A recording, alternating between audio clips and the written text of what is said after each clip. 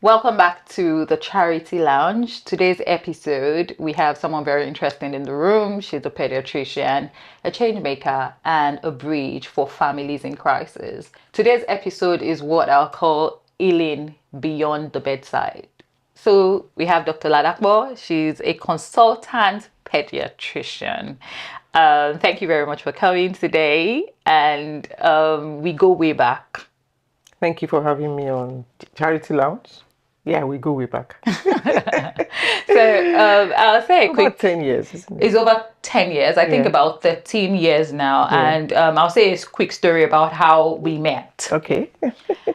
So I think I met you some 13 years ago. I had a friend in Louth who was doing his housemanship there, and he had told me about some children that were detained in Louth simply because they couldn't afford to pay their medical bills. Yeah. So basically they had been discharged, but then their parents couldn't pay their bills, and So then they became lodgers in the hospital. exactly. So my charity, Green Pastures Kiddies, started to raise funds to get them out of the hospital. And you were one of the amazing doctors that I met then.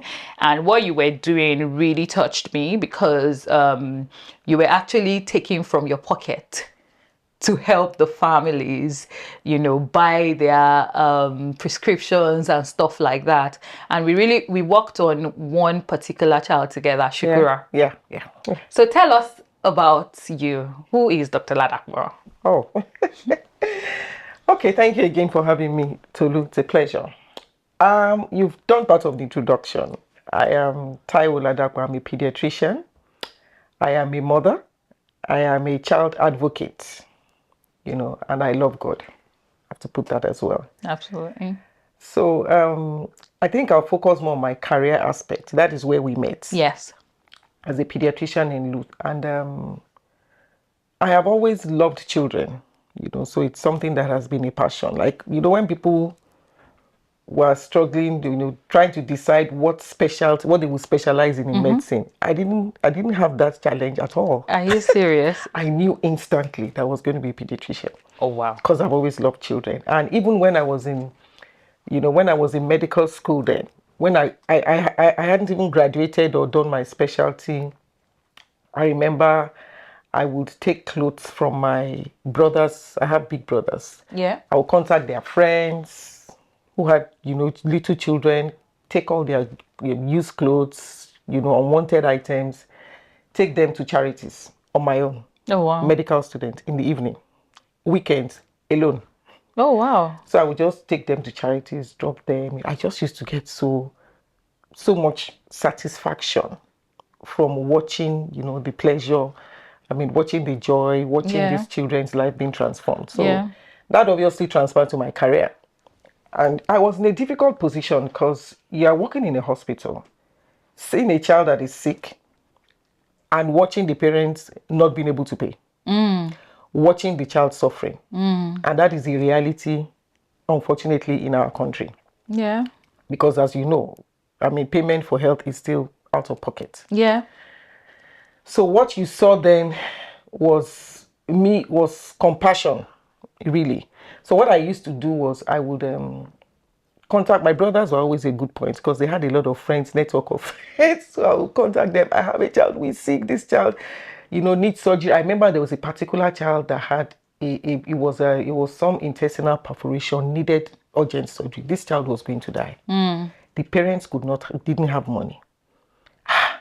I called one of my brothers. He called one of his friends. Within hours.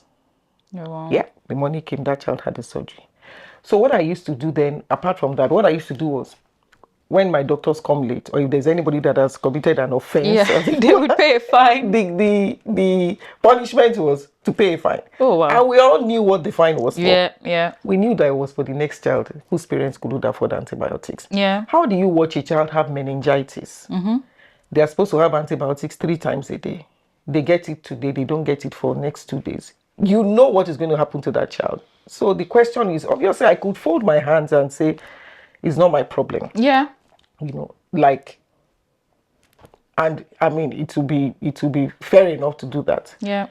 But like I said, I've always had a passion to help children. So I would run around, get money, sometimes my own money, get my doctors to donate. And after a while in the department, they knew me. Even other units, when they have a struggling child, somebody should go and call Dr. Ladapo to come and help them look for money. So You know what's interesting, and I think we spoke about it earlier. Yeah. I'd said to you, medicine, being a doctor, is already a profession or a career of compassion. yeah, You now added another layer Yeah. of compassion. yeah, It's, I don't know if that is practice. You know, I know a lot of people who are doctors. Yeah. You know I have very close people that are doctors as well. A lot of my friends are doctors. And every time I walk into a hospital, you know, I used to work with Luth, paediatric ward, and Mercy Children's Hospital. oh yeah, And I see the dedication that the doctors give, you know, beyond. They go out of their duty to do extra for these people. You know, like you said, you can just look beyond it. Like, okay, you know what? I'm already giving you the care I'm paid to give you. exactly. You know, I'm not paid so much, because I don't even think that doctors are paid that much in Nigeria. I'm not paid so much anyway. So why do I need to then dip my hands in my pocket and help you, you know, pay for these things? I think I worked in Lut for a period of a few months, and I used to cry. Like, I literally cried from children dying, Yeah, you know, simply because they couldn't get the kind of help that they needed. Yeah.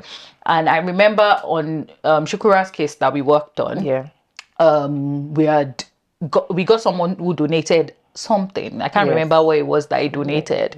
You know, it's crazy. Permit my language now, that basic things are not even available in teaching hospitals in Nigeria. So how do you then manage? You know, there's this thing of, oh, there's no money, but there's care.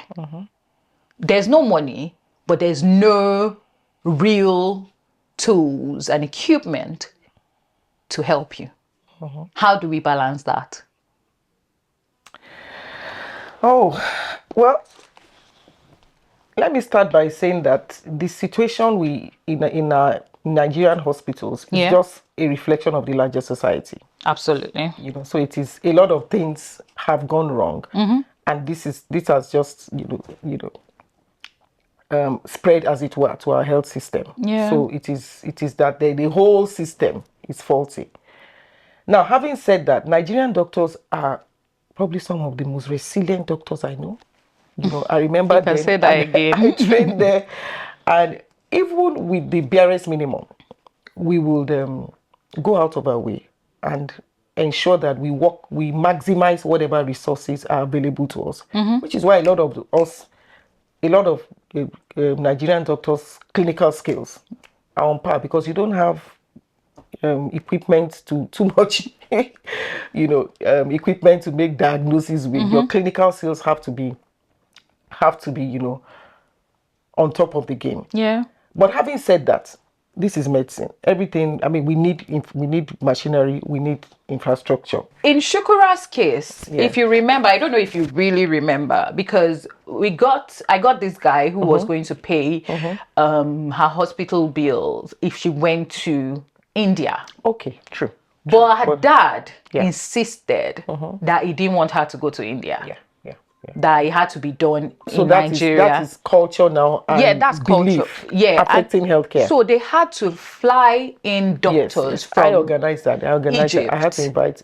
We to had do that, because Yeah. I think, if I remember what you said, they had not done a transplant So we for had a never child. done a kidney transplant for a child then. in Yes, UC. So yes. I liaised with the team. The team was from India. Yeah, India. Yes, Okay, it was an India team, and we liaised with them, sent them all her test results, And they came in. and they came in, Yes. and they did the transplant Yeah. in Luth. That was Yeah. the first pediatric kidney transplant. Yeah, and in it was Luth. successful. It was successful. But you and I know what happened. Yeah, so this is why I want the conversation to kind of go this way. So it drives us to the reality. You know, that is like a very good scenario Yeah. of our parents had sold everything that they had. Yeah.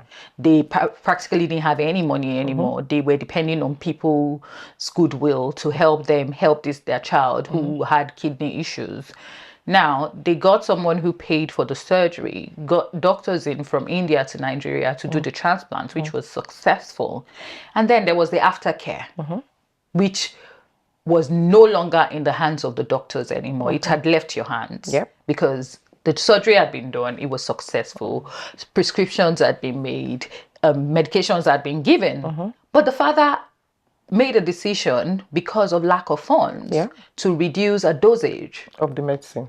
And of course, the kidney rejected. and then kidney was our rejected. body rejected this kidney. Yeah.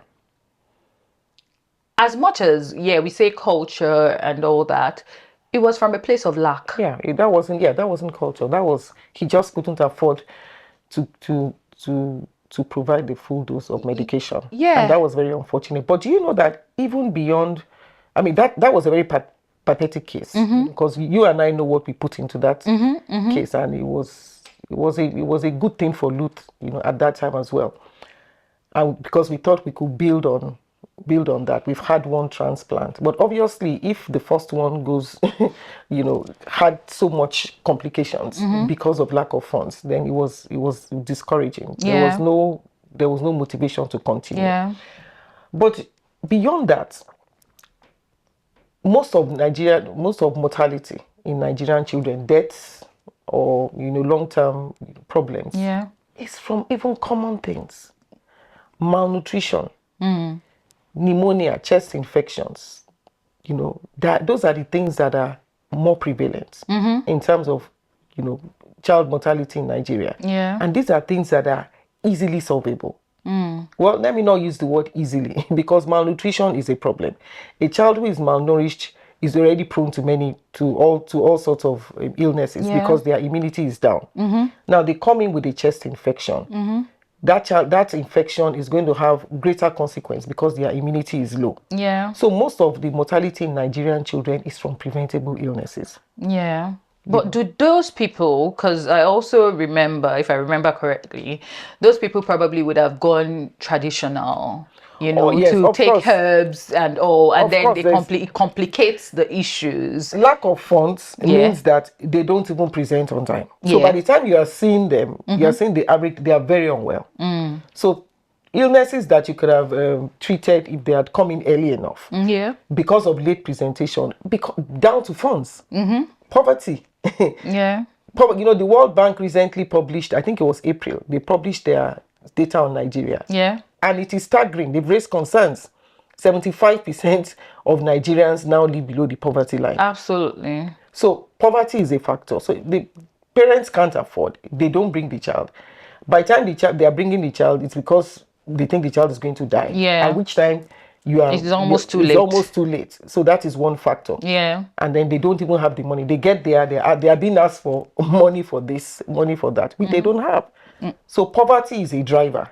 It is a driver for childhood mortality in Nigeria. So that is one area we are hoping to address. And one of the reasons I actually thought it would be nice to have you is the fact that a lot of us, when we do charity, when we do good work, we go to the obvious places. We go to orphanages, we go to schools, we go to places that people, I don't think well, maybe it happens. I walked into Luth because I had information about what was happening there.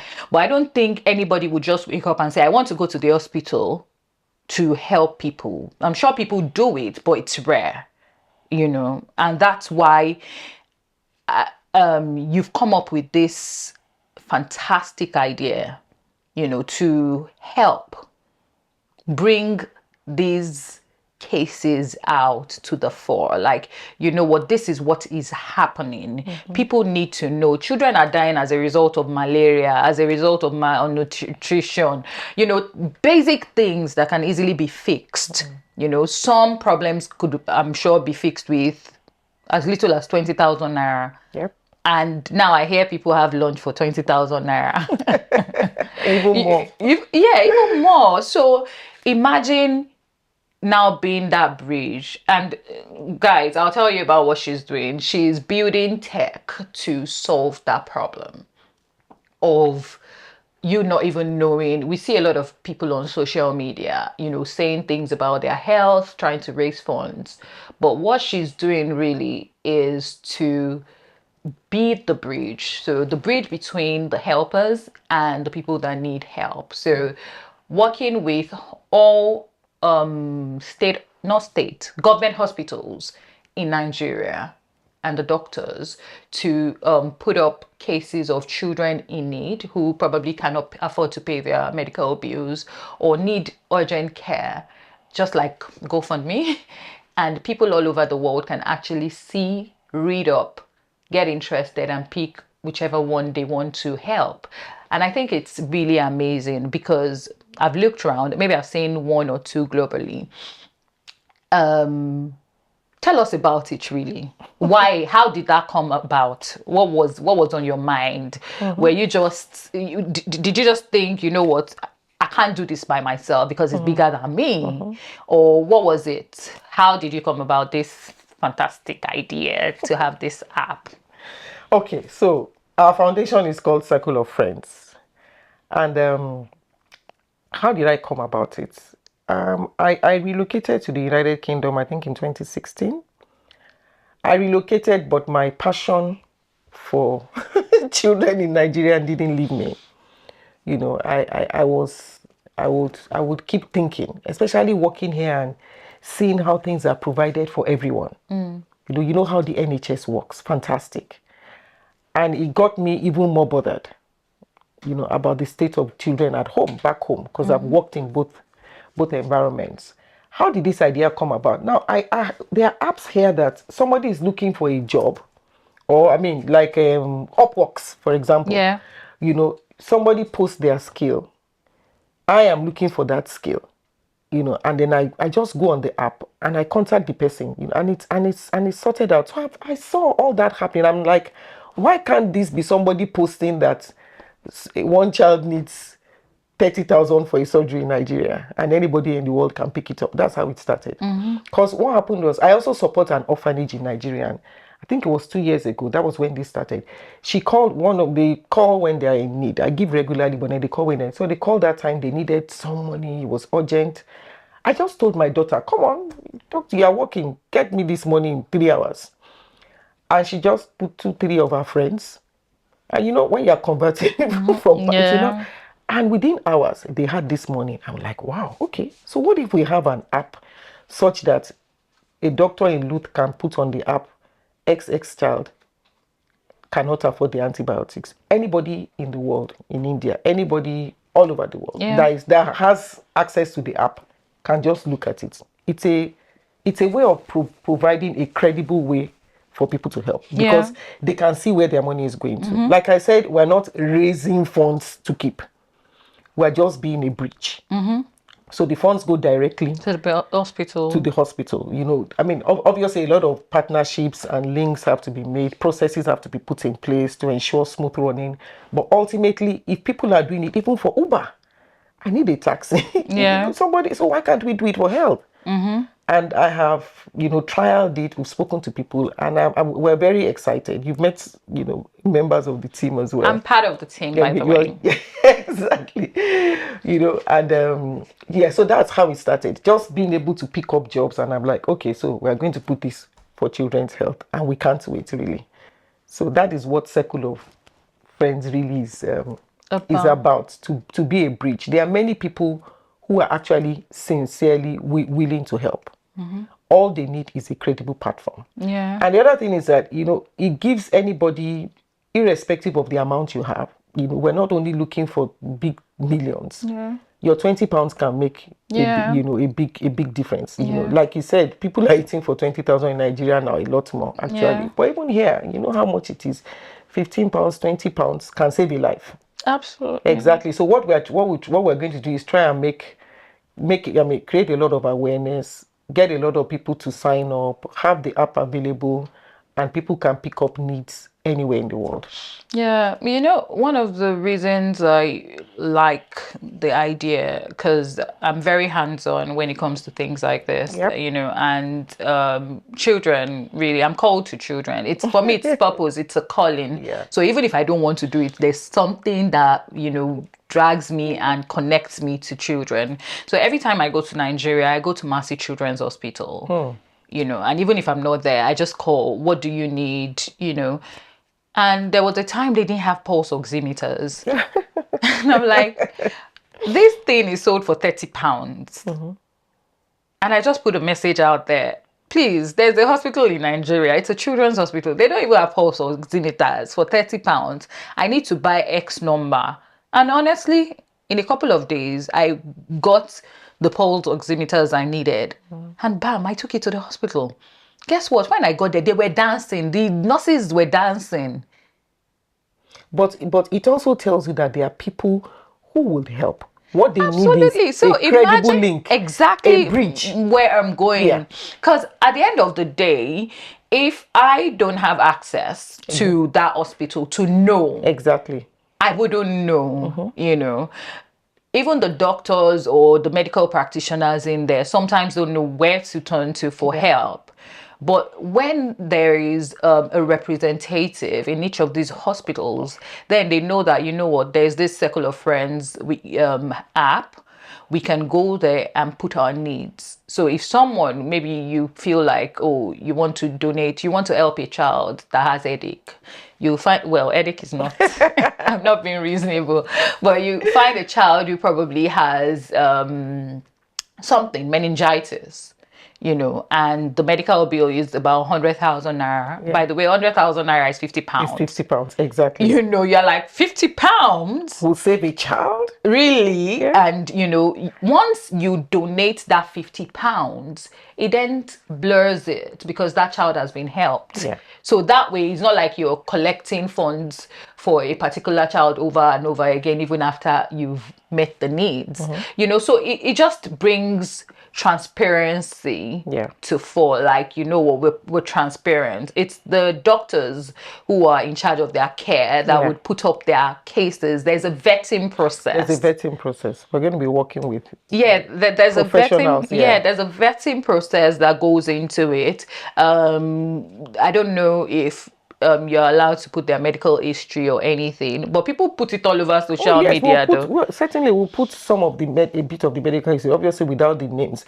But if whoever is interested, whoever is funding a particular child's care can have all the information they want about the child, what is going on. I mean, it's only fair. Yeah. If they are interested in the outcome, the age and all that, we'll certainly provide information. Okay. So another question that I have is, in the course of you working as a doctor and doing this whole social drive that you do for them, have you had moments where you felt, why am I doing this thing?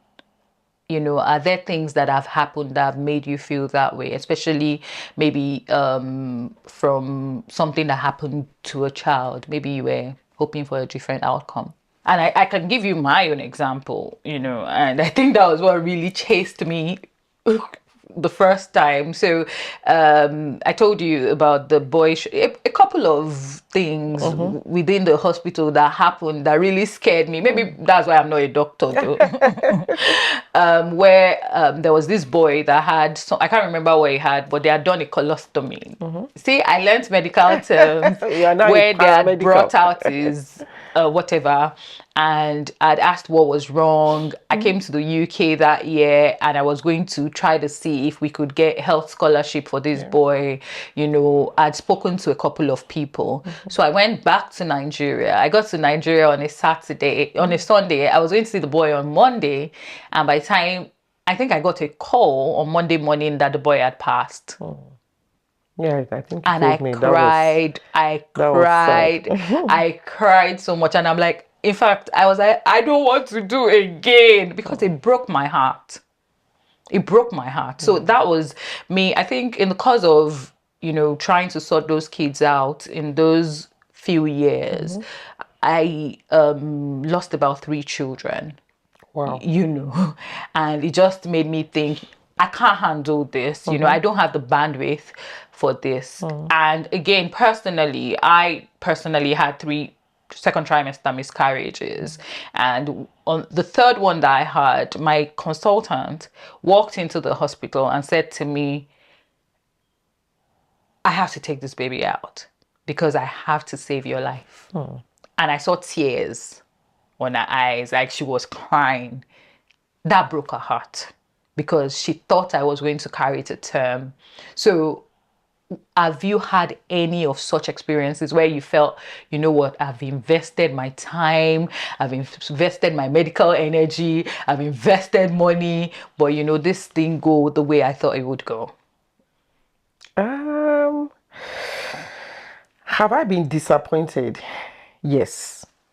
Have I felt like not continuing? Not really. I have let me say I have felt maybe overwhelmed about the size of the problem more than not wanting to do it. Maybe just overwhelmed that is there any point going on? How many children can we help like this? You know, one child there, there are hundreds of children. How many can I help? You know, so that thought does cop that. I mean, then I used to feel a bit overwhelmed, but it didn't really stop me. You know, whenever I had the opportunity, Yeah. I would advocate. I would try and help a child. Yeah. And I remember just before I left Nigeria, interestingly enough, I was doing some private practice in a clinic on the island in Lagos, in Victoria Island. And it was few weeks before I left Nigeria. I met one of our Nigerian celebrities, and we started chatting. And obviously, once you have a passion, you know, it's not far from your lips. So I mentioned to her that, I mean, you know, in Lut we have a fund. Then we have a Friends of Pediatric funds fund.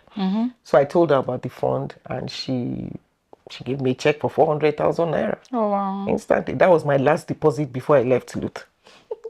You know, so and that gave me a sense of, well, at least I've done something.